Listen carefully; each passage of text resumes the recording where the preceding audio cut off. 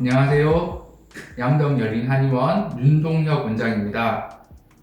주변 사람들과 이야기를 나누다 보면 밤에 잠을 못 자서 나 오늘 너무 피곤하다, 나른해 라는 말을 흔히들 들어보셨을 것입니다.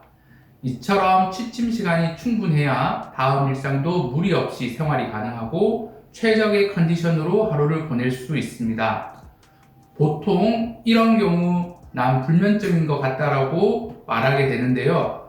불면증이란 수면이 부족하거나 부적절하다고 주관적으로 느끼는 것으로서 수면의 질적인 것, 양적인 부분에서의 부족한 상태를 말합니다. 쉽게 말씀드리자면 잠자리 누워도 잠들기까지 시간이 오래 걸린다, 또는 잠에 잘 들더라도 수시로 잠에서 깬다, 잠에서 깨고 다시 잠들기가 힘들어 뜬 눈으로 지샌다, 아침에 일어나도 수면이 부족하여 피곤하다 와 같은 경우를 불면증이라고 부를 수 있습니다. 이런 증상이 자주 발생하면 밝은 낮에 활동할 때 멍하고 피곤함, 졸림 등으로 일상생활에서 크고 작은 불편을 느낄 수 있습니다. 어떤 사람들이 불면증에 시달리나요? 2020년 국민건강보험공단 통계에 따르면 67만 명이 불면증으로 병원을 찾았습니다. 통계적으로 보면 여성분들과 어르신들에게서 흔하게 발생하고 있습니다. 최근 5년간 국민건강보험 진료 데이터상 여성 환자가 남성보다 1.4배 더 많으며 연령대가 높을수록 더욱 증가하여 70세 이상에서 3.3%가 불면증으로 건강보험 진료를 받은 것으로 확인됩니다. 이외에 불면증에 대한 리서치를 통해서 우리나라 인구의 약 5% 정도는 만성적인 불면증을 가지고 있으며 20% 이상은 불면증을 경험했을 정도로 주변에서 흔하게 발생하고 있습니다. 불면증이 발생하는 원인은 무엇인가요? 불면증의 경우 사람들마다 발생 원인이 다 다르기 때문에 명확한 원인이 존재하지 않는 것으로 이야기됩니다. 어떤 경우는 별다른 원인이 없이 1차성 불면증이 발생하기도 합니다만 대표적인 원인을 살펴보면 스트레스와 좋지 않은 수면 환경, 그리고 알코올, 약물 등의 중독성 물질에 의해 발생하는 것이 일반적입니다. 또한 다른 질환적인 원인으로 인해 우울증, 불안장애 등의 신경정신과 질환과 연관되어 불면증이 동반되기도 합니다. 이 외에도 하지불안증후군, 주기성 사지운동증, 호흡기 질환, 심장질환, 치매, 파킨슨병과 같은 신경과 질환도 불면증을 동반할 수 있습니다. 또한 불면증은 세 가지 정도로 구분할 수 있습니다. 초기 불면증, 중기 불면증, 그리고 후기 불면증 정도로 구분한다고 보시면 되는데요. 초기 불면증은 처음 누웠을 때 잠들기가 어려운 것을 말하고, 중기 불면증은 잠이 들었음에도 수시로 깨는 것을 말하고 있습니다. 마지막으로 후기 불면증은 잠은 잤지만 너무 일찍 깨거나 자고 나서 깨어나지 못한 경우를 말하고 있습니다.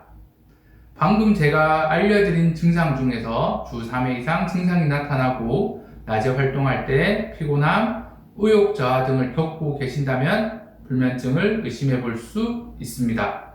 생활 습관으로 불면증 증상을 완화하기 위해서는 가장 중요한 부분은 잘못된 수면 습관을 개선하는 것이 현명합니다. 취침과 기상 시간을 규칙적으로 하면서 낮잠을 피하는 것이 좋은데요. 정말 졸린다면 10에서 15분 정도로 짧은 시간 제한을 두는 것이 좋습니다. 일상생활이 지치고 힘들겠지만 매일 규칙적으로 운동을 하는 것도 하나의 좋은 방법이라 생각됩니다. 무리한 운동보다는 가벼운 운동을 하는 것이 도움이 되고 잠들기 4-5시간 전에는 운동을 마치는 것이 좋습니다.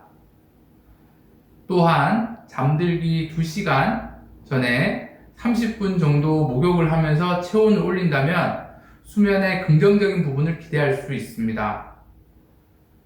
요즘 많은 분들이 커피를 수시로 섭취하는 경우가 많습니다. 커피와 같은 과도한 카페인 섭취는 수면 방해의 원인이 되기도 하고 잠자기 3시간 전에는 과식과 가음을 피하는 것이 좋습니다.